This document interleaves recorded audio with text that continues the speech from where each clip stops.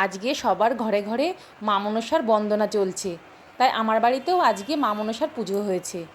এই জন্য আমি সকাল সকাল উঠে স্নান করে চলে গেলাম আমার বাড়ির বাগানে দুটো কলাপাতা আনতে, যেটা মা মনসার পুজোর কাজে লাগবে।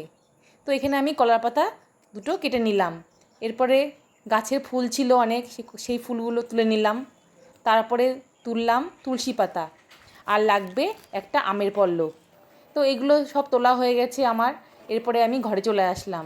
ঘরে এসে ঠাকুরের গোছগাছ করব। এরপর এখানে ঠাকুরের কতগুলো বাসন ছিল, সেই বাসনগুলোকে আমি নিয়ে নিলাম। তারপর চলে গেলাম আমার বাড়ির ছাদে।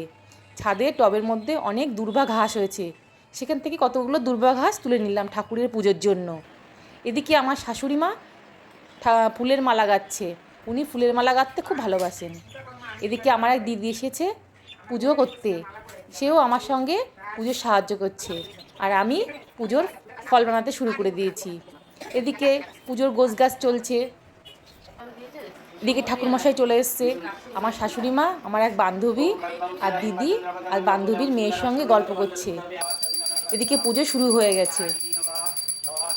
তো আমরা সবাই মা মনসার বন্দনা করছি, সবাই অঞ্জলি দিচ্ছি হাতে হাতে ফুল নিয়ে। মা মনসার কাছে আমাদের মনের বাসনা কামনা সব বলছি। আজকের দিনে আমি রান্না করেছি নিরামিষ। এর জন্য করেছি সাদা ভাত, ফ্রাইড রাইস, আর সঙ্গে আছে বেগুন ভাজা, ভেন্ডি ভাজা, পাঁচ তরকারি, আর করেছি ভেজ ডাল, আর আছে পনিরের তরকারি, চাটনি, আর সঙ্গে আছে রসগোল্লা, দই। তো খাবারগুলো কেমন লাগলো আজকের দিনে? মা মনসা সবাইকে ভালো রাখুক, মঙ্গল কামনা করি। Tata, by.